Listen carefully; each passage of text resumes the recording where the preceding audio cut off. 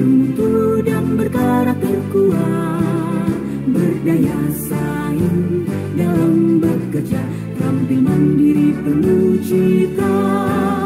Marilah kita generasi bangsa, potensi yang unggul merata, berwawasan tinggi, berbudi mulia, giat belajar selalu berusaha. SMK bisa raih prestasi, ukir masa depan, menerjang zaman menyongsong pembangunan. Siap sedia dan selalu bangga dari SMK untuk Indonesia.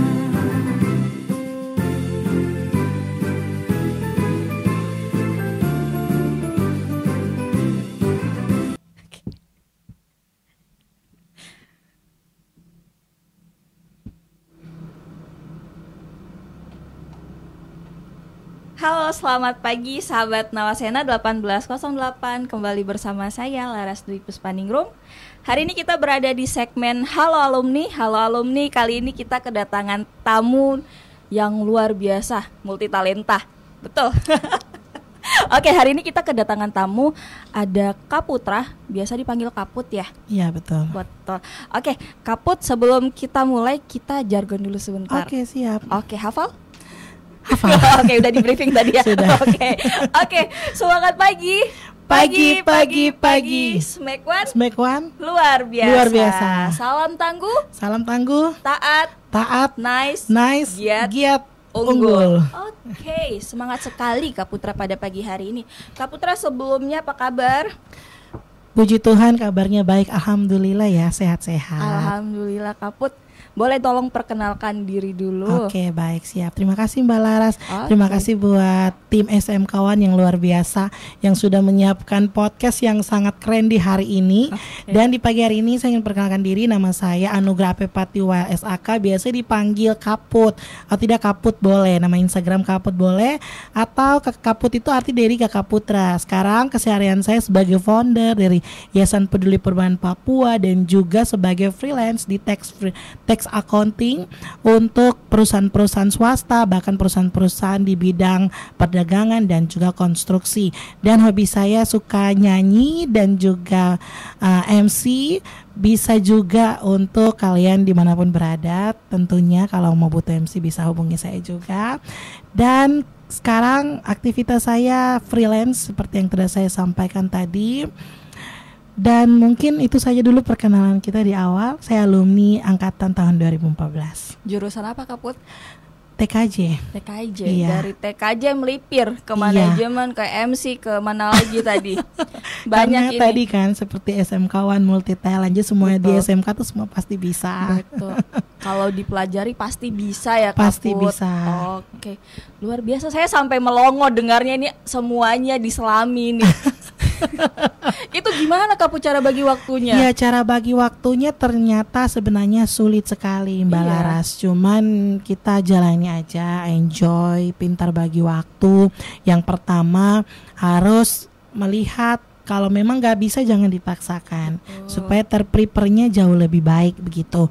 Kalau macam ada MC di jam kantor atau harus kerja, ya di-spend dulu waktunya. Mungkin kerjaan di hari yang sebelum MC sudah harus dibereskan sampai malam, biar besok pagi kegiatan yang berikut sudah bisa dilakukan. Jadi tidak ada yang menumpuk sih. Sebenarnya sedikit-sedikit menumpuk, tapi bisa diselesaikan. Sesuatu yang susah pasti akan berjalan baik. Dan kalau untuk mendapatkan sesuatu kita harus tetap berusaha. Jadi bagi waktu itu sangat penting. Manage aja ya. Manage waktunya, jangan bertabrakan gitu. Kalau tabrakan ya udah berantakan semuanya. Berantakan semuanya, akhirnya kita yang nanti susah sendiri menjalaninya. Gitu Mbak Laras. Oke, Kaput ini kan tadi alumni tahun 2014, berarti udah 10 tahun yang lalu. Yes, 10 Gimana tahun masih yang ada lalu. kenangan-kenangan manis yang diingat gak selama sekolah di SMK Negeri 1?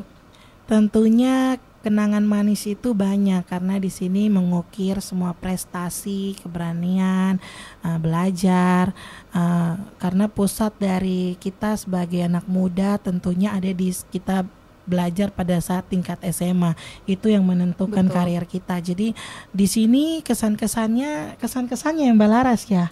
Kesan apa ya? Iya, kesan selama bersekolah. Bersekolah sih menyenangkan dan sangat bersyukur bisa menjadi salah satu lulusan dari SMK Negeri 1 Kota Sorong atau yang sering dikenal sebagai SMEA. Yes. Anak-anak SMEA. Iya, betul. Kaput selama di SMEA nih, apalagi di jurusan TKJ nih, Kaput belajar apa saja dulu? Keterampilan yang pernah Kaput dapatkan sampai sekarang. Yes. Yang sekarang mungkin saya kurang tahu ya, tapi dulu dulu saya rakit notebook, saya rakit CPU, terus saya bikin jaringan, terus crimping kabel, bikin internet IP, harus menghubungkan antara PC 1 dan PC 1, terus install Microsoft Word, Office, Excel, semua PowerPoint. Masih itu harus hafal kode Word, KGFY, titik gini semua itu harus dihafal semua, dan semua itu dijalani dengan enak sesuai dengan jurusan ya. Padahal itu saya tuh waktu masuk SMEA itu maunya akuntansi, tapi karena orang tua saya maunya di TKJ. Saya diancam. Waduh. Kalau nggak masuk TKJ, bayar uang sekolah sendiri. Saya nggak mau dong. Bayar pakai apa? Daun. Iya, akhirnya ya masuk TKJ, jalani. Akhirnya waktu ujian akhir saya disuruh panjat tiang yang depan tuh bikin jaringan. Betul. Waktu kilat saya turun. Karena saya takut.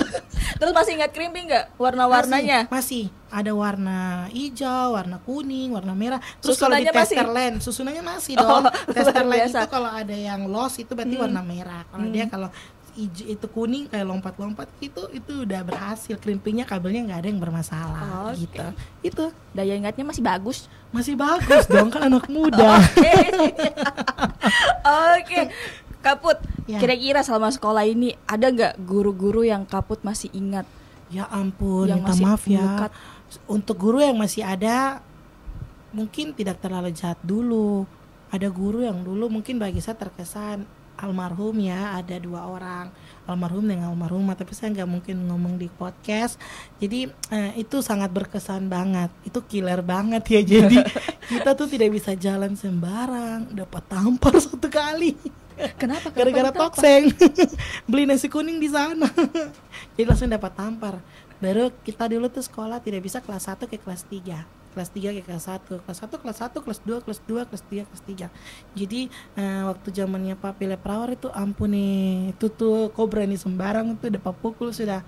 Tapi sampai sekarang sih salah satu guru yang menjadi terkesan baik atau buruk nih maksudnya. Tapi ya, guru-guru SMEA semua bagus-bagus, baik-baik. Tapi dong ngajar kita yang bagus. Betul. Begitu.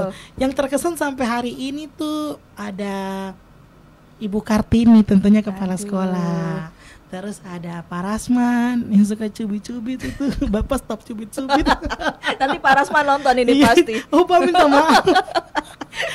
Itu sih siapa lagi? Itu sejauh ini sama dulu Ibu Anita Dure itu juga. Terus Mem Hole yang lempar saya dengan itu spidol itu. Waduh, kenapa bisa dilempar? Karena suka cerita dalam kelas. Dan juga ada Ibu Dina. Nah itu guru-guru yang terkesan baik. Kalau saya punya jurusan ada Pak Anang dengan juga Pak Ian. Pak Ian ini memang dulu paling jahat, tapi sekarang paling baik Pak Ian. Kalau nonton halo. Terima kasih sarangnya Pak Ian. Sarangnya. Kalau Pak Anang juga baik. Kalau guru-guru yang bikin Kaput jengkel ada nggak? Aduh, banyak nih kayaknya. Aduh, saya tidak mungkin sebut lah. Ini tidak apa-apa, kan sudah alumni, nggak mungkin nanti. Aduh jangan, nggak boleh. Ke Kaput. Minta maaf Ibu, saya dapat cubit dulu dari Ibu Sinambela. Ibu Sinambela cubit saya gara-gara saya lupa bawa uang buku. Wah. Ada Pak cubit, jadi maksudnya ini hanya speechless ya. Jadi yang throwback kembali yang kemarin dilalui selama sekolah, itulah kesan-kesan yang sama dulu Palasia, guru IPS itu tuh kalau pukul yang buku juga sakit. Buku itu aja sakit, sih betul ya. Karena buku tebal. Oke. Selain itu tadi kan banyak tuh hukuman-hukuman dari dicubit, dipukul, ditampar, apalagi Kaput yang pernah dialami. Tidak ada sih hukumannya sih tidak ada sih, cuman karena dulu juga Pak Manu Sapam sekarang tuh tangkap kita lompat pagar. Saya termasuk anak juga yang dulu gabung di nakal-nakal sih, tapi saya berhasil pegang ijazah. Teman-teman sebagian suka dapat kas keluar Kak. Jadi kita tuh ada geng 12 orang, semua keluar. Sisa 2 orang, saya yang lulus. Alhamdulillah ya Kaput. Maksudnya ya diimbangi antara nakal dengan dia punya setiap prestasi. hari tuh masuk di Wakasek. Hafal dong berarti orang-orang Wakasek. Hafal Ibu Dina dengan Ibu Anita. Kalau sudah masuk situ minta maaf kok tinggal dapat surat panggilan kok keluar saja.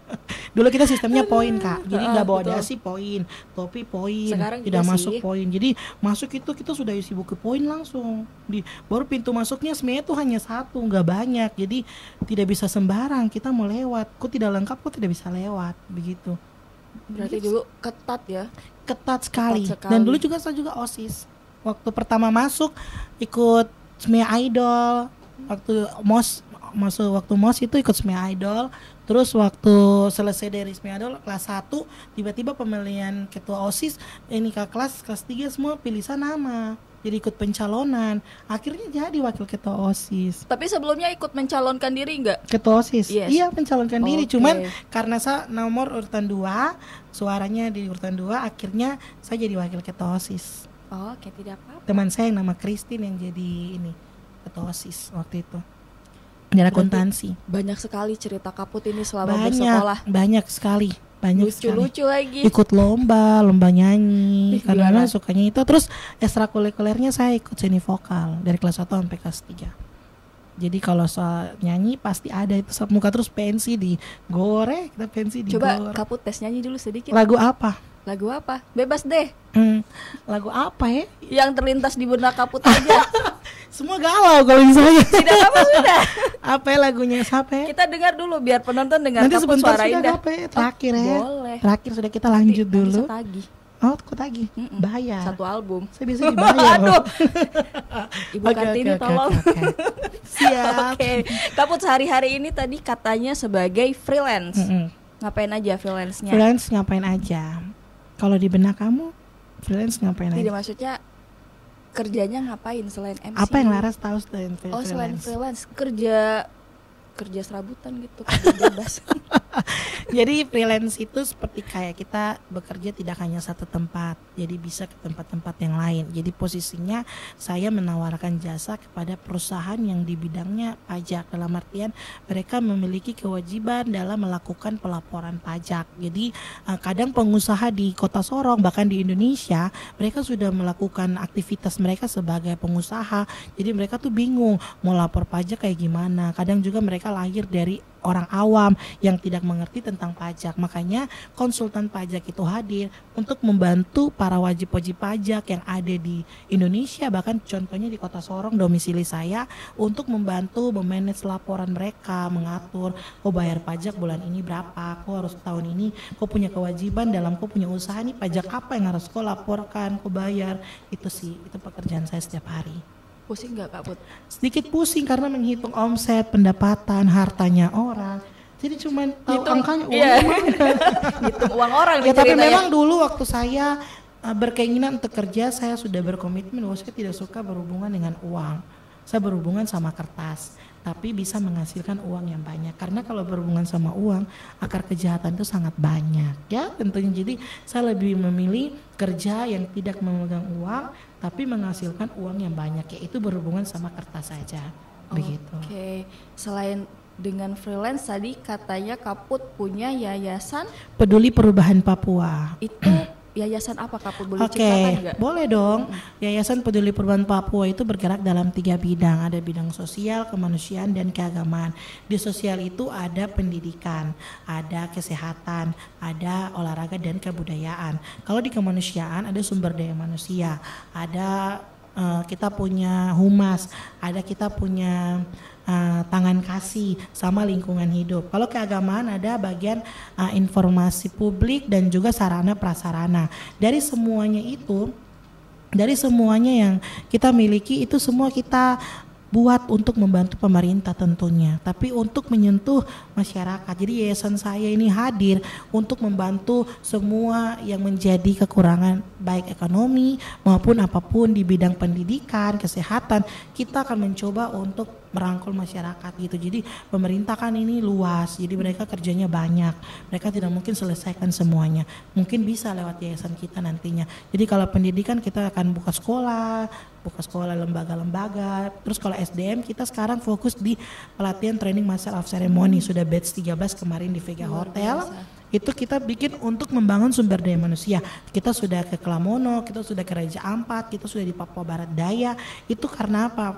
Misi saya di training Master of Ceremony untuk masyarakat pesisir di Raja Ampat, kampung-kampung, bahwa ketika ada event besar yang mereka lakukan di kampung, mereka tidak perlu bawa orang jauh-jauh bayar mahal-mahal. Ada mereka punya produk lokal, ada yang bisa lahir dengan keterampilan mereka di tempat itu. Jadi mereka tuh bisa berhasil lewat sumber daya ini begitu. Jadi memang ke depan sana masih banyak ada clue-clue, ada program baru yang ingin saya lakukan. Cuma nanti para pejabat pemerintah yang lagi nonton video ini mungkin bisa memberikan sumbangsi atau donatur ya. Lewat podcast ini mungkin kita dapat donatur untuk yayasan ya, supaya bisa mengembangkan anak-anak muda yang luar biasa khususnya di Provinsi Papua Barat Daya. Oke, yayasan ini udah berdiri berapa lama Kak Put? Itu sangat muda banget ya, baru 1 tahun. Wow, baru 1 tahun tapi sudah sampai buka batch ke-13. Iya, 13, that's right. Luar biasa. Dan itu motivasi. Sebenarnya bagi saya, kalau kita memiliki sesuatu yang baru, itu yang kita harus kejar. Yang pertama adalah jam terbang. Kita nggak butuh uang dulu. Betul. Orang kenal dulu, uang itu akan datang dulu. Karena kita harus jor-joran dulu. Betul. Kita harus mengalami proses, banyak yang terbentur. Tapi ya dari semua hasil itu, insya Allah kita dapatkan berkat yang banyak. Betul kan, terbentur iya. terbentuk gitu iya, kan kata luar biasa. Oke, gimana cara awalnya Kaput kok berpikiran membuka yayasan? Oke, itu pertanyaan yang sangat mendalam sebenarnya ya, karena posisinya itu terjadi dari diri saya sendiri dan keluarga. Jadi saya memiliki keluarga latar belakang yang biasa-biasa saja, tidak seperti teman-teman yang lain. Jadi keluarga yang ekonominya kurang bagus, kurang stabil, pendapatannya tidak menentu. Tetapi dari situ motivasi saya muncul bahwa kenapa saya tidak bisa membuka sesuatu yang bisa mewadahi semuanya dari keluarga saya ini gitu. Jadi posisinya kayak sekolah. Sekolah kan ada kita punya anak, ada kita punya cucu.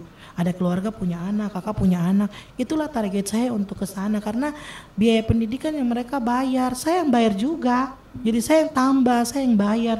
Itu kayak rasa kayak kenapa sih, ada masalah apa? Harus bayar dulu baru bisa ikut ujian, bayar dulu baru ambil ijazah. Ada apa sih sebenarnya begitu. Jadi maksudnya saya, kalau memang yayasan bisa memberikan wadah itu, memberikan kontribusi itu, kenapa saya tidak bisa lakukan? Tapi tetap berusaha untuk mencari solusi bagaimana dananya masuk lewat mana. Gitulah intinya.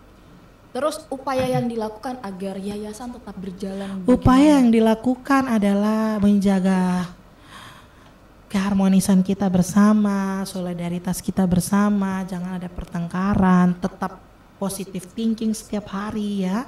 Itu yang pertama, karena kalau kita sudah berpikirannya negatif pasti hancur-hancur saja. Memang kadang kita manusia pikir yang sudah jelek-jelek, tapi kadang saya berpikir beda. Kalau organisasi dengan pribadi itu beda. Organisasi kita harus atur dengan sebagaimana mungkin. Kita bisa mengerti orang, tetapi beberapa kali itu sudah tidak harus mengerti gitu. Jadi upaya yang dilakukan sampai detik ini, kita bekerja keras untuk membangun Yayasan Peduli Perempuan Papua menjadi lebih baik ke depannya. Sekarang kalau boleh tahu, Kaput di yayasan itu udah ada berapa anggotanya? 22 orang. Wow. Iya, kebetulan hari ini saya hadir di sini bersama dengan saya punya sekretaris, Pak Demianus Tumbilung. Iya, itu adalah sekretaris. Lagi di balik layar. Di balik layar. Aku sapa. Dia menemaniku. Dia adalah sekretaris Yayasan Peduli Perempuan Papua. Oke. Sebenarnya banyak yang pengen saya tanya karena Kaput ini kan kerjanya banyak nih, selain yayasan tadi, terus jadi freelance, terus sekarang kan MC. Iya. Ada MC, ada nyanyi. Iya. Kenapa kepikiran MC, kepikiran nyanyi juga? Oke, jadi MC dan nyanyi. Nyanyi dulu ya. Boleh. Nyanyi itu talenta dari Tuhan. Dari kecil SD sudah nyanyi, sudah nyanyi di gereja, sudah nyanyi. Jadi sampai besar dia autodidak. Autodidak ada tambah berlatih. Dan dulu 2017 kemarin saya menjadi bintang radio Kota Sorong dan saya juara 1. Saya mewakili RRI Kota Sorong di tingkat nasional di RRI Ambon. Dan di sana saya mewakili Satker Sorong untuk bertanding dengan semua Satker yang ada di Indonesia. Kebetulan sekarang saya 2024 menjadi Dewan Juri Bintang Radio yang nanti finalnya di tanggal 19 Oktober besok. Dan jadi nyanyi itu sekarang saya wedding singers. Jadi setiap kalau ada penyanyi diundang untuk acara nikah, acara apa saja, aku hadir. Berarti Terus kalau besok saya wedding, saya bisa dong, Kaput? bisa. Mau gratis. Waduh, Hajar. boleh. Oke. Tapi laras ya. Nanti nyanyinya balonku lagi kalau gratis. Balon kode 5. Terus kalau MC sih sebenarnya dia tumbuh dari keberanian aja sih, autodidak. Sebenarnya seorang master of ceremony banyak hal yang masih saya harus belajar, walaupun saya sudah bikin batch 13, tapi bagi saya tidak mau mengambil teman-teman punya job ya yang lagi nonton, teman-teman MC. Jangan, saya pernah dibully, saya pernah dihajar sama tim, tapi saya tidak mau ambil itu jadi pusing. Berkat Tuhan yang tentukan. Jadi kita semua sama-sama punya berkat, mari kita jalan, kita saling mendukung. Siapa punya berkat di nyanyi, siapa punya berkat di MC, itu kita punya berkat. Jangan kita saling marah-marah, kita rangkul bersama untuk kita yang menjadi lebih baik, supaya kita bisa berkembang dengan baik tanpa menjatuhkan orang lain. Itu aja sih. Luar biasa. Tapi bengong saya dengar ya. Oke. Jadi MC ini susah nggak sih Kak? Apalagi kan saya sebagai host juga nih di podcast kan. MC sebenarnya sih tidak terlalu sulit ya. Dia harus jadi MC itu dia menguasai acara yang dia bawakan. Banyak teknik yang harus dilakukan sebagai seorang MC ya. Dia pundak dari acara itu. Acara itu dia mau hancur, mau bagus, ada di MC. Kamu mau tahu caranya? Boleh. Ikuti training Master of Ceremony berikutnya. Dan juga kalau sebagai host sih ya pada intinya Lara sudah bagus, sudah punya itu, dan terima kasih. Sudah bangga lah, semoga bisa berkembang lagi. Amin. Menjadi seorang. Belajar pelan-pelan juga saya sebenarnya ini Kaput. YouTube ya. Awalnya ditodong, iya. Tapi bagus, sudah lama-lama banyak komunikasinya. Kalau Kaput nonton di awal-awal itu saya kayak kanebo kering. Kaku sekali, Kan sumpah. kanebo kalau kering kan jadi kering memang. Iya, kaku. Kaku Betul-betul kan? kaku, tapi Saya sekarang juga dulu kayak alhamdulillah. gitu. Waktu MC pertama kali adalah di MC partai, yaitu Musda. Saya dikasih di situ, mati ada wali kota, ada semua, ini bagaimana? Ya, tapi Sebagai enjoy. ini ya, Akhirnya tantangan kemarin baru. terakhir MC di acara Paritani Award yang dilakukan oleh BPJS Ketenagakerjaan Provinsi Papua Barat dan Papua Barat di ACC. Dan itu event terbesar saya waktu MC adalah memandu acara Indonesia Makin Cakap Digital dari Kementerian Kominfo tahun 2021 dan juga menjadi moderator untuk Nikola Saputra waktu itu. Wih, Ada seru. dari Kominfo 2 kali, 2019 sama 2001 2 kali. Itu langsung dari pusat. Ya, jadi event terbesar yang saya sudah bawa untuk MC 2 itu sih, Kominfo sama BPJS Ketenagakerjaan. Gimana rasanya Kaput? Deg-degan, malahan saya sampai kita waktu sama Kominfo itu kita di briefingnya itu sama IOTV. Jadi kita kameranya satu-satu. Kayak sekarang kita ngobrol kan kameranya cuma satu kan. Tapi di sana Satu orang saya satu. punya kamera yang itu. Kamu punya kamera yang sana. Ya, terus baju yang saya pakai untuk di kamera cocok gak warnanya? Kalau tidak saya harus ganti hari itu. Oh gitu. Terus kayak macam ada yang kurang dari pembawaan saya, mungkin kurang berisi atau apa, di-cut. Terus di briefing tuh di depan banyak orang, di tim semua kan. Kamu kurang ini, kurang bagus. Satu mau nangis, mau pulang, kasih tinggal barang-barang ini. Mentalnya mental ini Iya, ceritanya. tapi kan udah tanda tangan kontrak, udah ini sudahlah, kembali lagi semangat terobos lagi. aja Tapi deh. pas kegiatannya udah selesai, langsung disampaikan, aku tuh mau buat kamu tuh jadi bagus. Kamu udah bagus, cuman gak mungkin kita bilang kamu bagus di awal, nanti kamu malas-malasan gitu. Ya sudahlah, termotivasi bahwa memang setiap orang memiliki kemampuan yang berbeda. Sama kamu Laras. Bagus sarannya.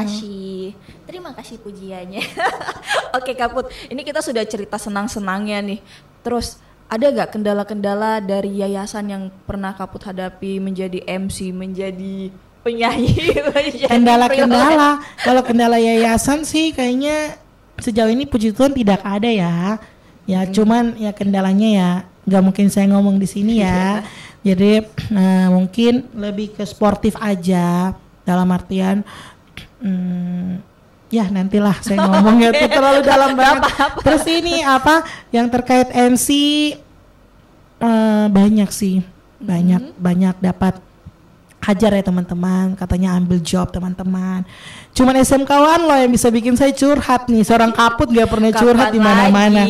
Terus nyanyi adalah talenta saya. Jadi kapanpun saya tetap akan bernyanyi. Karena kalau kita tidak bernyanyi itu kita harus talenta yang kita punya kita harus dalam firman kita ya, itu ada perumpamaan tentang talenta. Setiap orang harus mempertanggungjawabkan talenta yang dia miliki. Jadi kalau dia tidak lakukan, dia berurusan sama Tuhan nanti di akhirat. Jadi saya punya talenta nyanyi, saya harus bernyanyi begitu. Jadi sampai kapanpun tidak ada yang bisa padamkan api itu. Selain Tuhan. Oke. Luar biasa. Kaput, ada nggak pesan-kesan untuk adik-adik di SMK Negeri 1 untuk generasi-generasi muda? Generasi Z ya, yang sekarang ini ya, Gen Z ya, milenial ya. Tidak usah pakai kata itu deh. Oke. Karena mereka sekarang ini yang saya ingin sampaikan bahwa jangan terlalu main handphone, gadget memiliki perubahan yang signifikan dalam artian kita memang akan ke situ. Tetapi adik-adik di SMEA sejauh yang saya lihat saat ini mereka tuh terlalu banyak bermain, ya. Yang nonton podcast terserah mau komentar apa silakan. Tapi saya harus ngomong karena saya sebagai alumni, saya takut kalian di masa depan sana tidak memiliki tujuan yang pasti. Jadi setelah lulus dari sini sudah harus punya basically dalam artian mau kerja di mana? Saya jurusan ini saya harus kerja ini gitu. Jadi selama 3 tahun diberikan kesempatan buat belajar, kalian belajar yang baik. Ada anak PSG yang PSG sama saya nggak sebut nama ya. Itu 3 tahun kayaknya dia belum bisa semua kayaknya deh. Tapi ya itu proses ya. Betul. Jadi ini pesannya. Jadi buat kalian lain yang nonton, saya berharap kemungkinan besar kalian harus belajar yang banyak. Motivasi diri kalian sendiri, jangan pikir bahwa guru tuh jahat, guru tuh buruk, tidak. Guru semua itu baik-baik, mereka mengajar kita dari sapu, dari rotan menjadi suatu hal yang baik.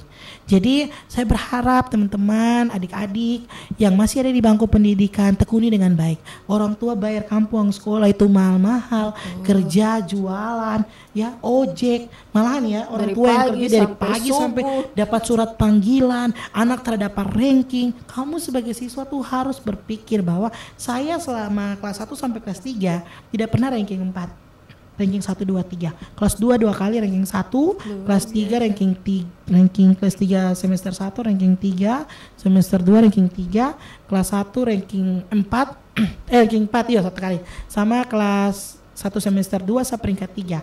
Jadi ada motivasi. Dulu saya belajar di sekolah saya teman orang Cina. Kelas 1 toh saya mau nyontek di dia, di puskikir apakah Tuhan ini diskikir saya bilang, kasih jawaban kak, belajar tuh, potong gue, semester 1 dia ranking 3, tapi semester 2 dia ranking 4, saya ranking 3. Tuh kan, itu motivasi dalam artian bahwa nyontek itu sebenarnya hal yang buruk. Tapi saya juga lakukan sih sedikit-sedikit, tapi saya belajar, maksudnya saya cari guru, ibu ini bagaimana kak, kurang ini, ini clue-cluenya ya dulu saya. Tapi kalau mau ulangan, saya minta kisi-kisi, saya belajar semua. Tadi kan ini apa, Laras bilang saya pelajaran yang menyenangkan ya. Kalau saya pelajaran menyenangkan tuh pelajaran kewirausahaan dari Ibu Sudarti sama Ibu Tiwi itu. Dua ibu itu yang bikin saya akhirnya bisa, Ibu Tiwi bikin saya jadi bisa buat laporan keuangan. Karena Ibu Tiwi yang ngajar saya itu kelas 3 kita bikin laporan keuangan dari usaha cuci motor.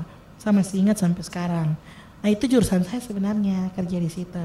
Balance nih antara nakalnya dengan juara-juaranya nih balance. Iya, tapi nakal ranking. Betul. Fokus di belajar begitu. Jadi dulu pekerjaan di pelajaran yang saya suka itu fisika kimia. Fisika kimia tuh setiap ulangan saya punya nilai paling atas. Selalu ulangan. Terus pernah saya ditantang, kok yakin benar semua? Waktu kewirausahaan tuh ujian sekolah saya salah 2. Padahal saya sudah tahu bahwa saya bisa kasih benar 100, cuma saya sengaja kasih salah 2. Makanya Pak guru yang olahraga nih, dulu Pak guru olahraga nih, orang Papua sekarang. Pak Eli? Ya Pak Eli tiba-tiba datang pegang tangan dengan saya gini. Selamat putra, kau nilai paling tinggi loh. Kewirausahaan di ujian sekolah nilai paling tinggi. Oh Tuhan ya, pas ke Mading dulu tuh kita nilai ditempel di Mading. Kau mau dapat 5 atau 4 ditempel di Mading. Jadi semua pada lihat kau punya nilai. Jadi kayak malu kan. Jadi motivasi juga motivasi. Itu, jadi betul. Anak-anak sekarang stop pacaran. Ya pacaran tuh seperlunya ya. Jadi stop dengan bikin bucin-bucin di sekolah itu stop. Bikin panggil ma dengan pa itu stop ya. Kalau nanti saya lihat saya komen kampus status, jangan bikin malu SMK Negeri 1, ingat. Karena lulusan SMK Negeri 1 banyak menghasilkan orang yang hebat. Betul. Ketika kamu merusak, kita pun kena imbasnya betul. Jadi adik-adik alumni tolong jaga nama baik itu dengan baik. Ya teman-teman alumni dan juga adik-adik yang akan lulus membawa nama besar SMK, kalian sudah harus berhasil dan menjadi orang yang hebat seperti moto SMK. Kita semua bisa. Betul sekali. Oke, terakhir. Harapan ke depan dari Kaput. Untuk apa nih? Untuk anak-anak SMK 1 untuk adik-adik. Untuk sekolah. Untuk generasi, betul. Oke, jadi harapan saya sih sebenarnya SMK lebih maju lagi, khususnya SMK Negeri 1 sebenarnya lebih maju, lebih mencetak banyak SDM yang luar biasa. Kalau bisa mereka keluar sudah bisa siap dipakai dimanapun mereka berada. Contohnya seperti saya. Betul. Jadi saya tuh nggak sarjana lagi Laras, jadi langsung kerja. Pas kerja langsung ikut brevet dan juga waktu tahun 2018 saya mahasiswa Indonesia Timur yang lolos masuk UI angkatan 78 untuk brevet pajak, dan Indonesia Timur hanya 2 orang, NTT dan Papua, dan saya perwakilan dari Papua dan masuk UI Universitas nomor 1 di Indonesia. Wah. Itu menjadi suatu hal yang sangat bikin bangga ya, karena posisinya ya bisa berhasil begitu. Mungkin itu. Oke, luar biasa sekali pengalaman-pengalaman yang sudah dibagi oleh Kak Putra. Terus cerita maaf typo. Enggak apa-apa. Cerita-cerita yang sangat apa ya, bikin saya sampai bengong-bengong gitu loh lihatnya. Ternyata wah luar biasa sekali Kak Putra. Kak Putra terima kasih sudah mau berbagi cerita, berbagi pengalaman sampai saya diberi tips. Mana janjinya? Kebetulan lagi batuk. Gak apa-apa ya, batuk dikit dulu. Oke, jadi janjinya yang terakhir ya. Iya, janjinya, saya tagih ini. Tunggu ya. Oke. Batuk banget nih. Mungkin ada minum kan? Nggak usah, nggak apa-apa. Oke. Nggak apa-apa. Nah, jadi sebelum janjinya, saya ingin kasih yel-yel dikit dulu. Oke. Yel-yelnya YP3, ikut ya. Saya bisa, kok bisa, kita bisa. Oke. YP3, saya bisa, kok bisa, kitong bisa. Kitong bisa. Oke, ulang ya. Oke. Sekali lagi. Saya bisa, kok bisa, kitong bisa. Oke. YP3, saya bisa, kok bisa, kitong bisa. Itu yel-yel dari kita. Oke. Janjinya. Nyanyi. Aduh, lagu apa? Sedikit aja. Untuk menutup. Tak segampang itu untuk mencari pendampingmu. Tak segampang itu ku menemukan sosok seperti dirimu cinta. Oke, sudah.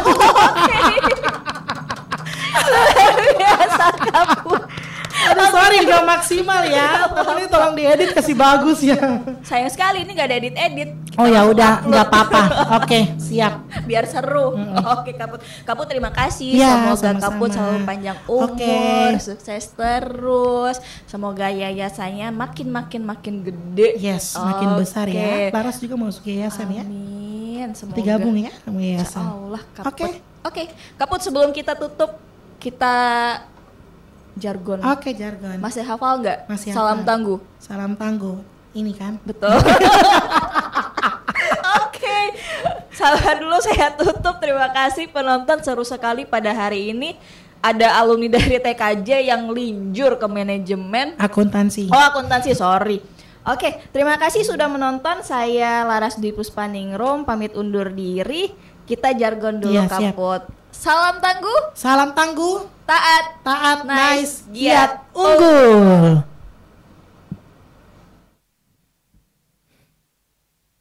SMK bisa, SMK hebat, bermutu dan berkarakter kuat, berdaya saing dalam bekerja, tampil mandiri penuh cita. Jadilah kita generasi bangsa, provinsi yang unggul merata, berwawasan tinggi, berbudi mulia, giat belajar selalu berusaha.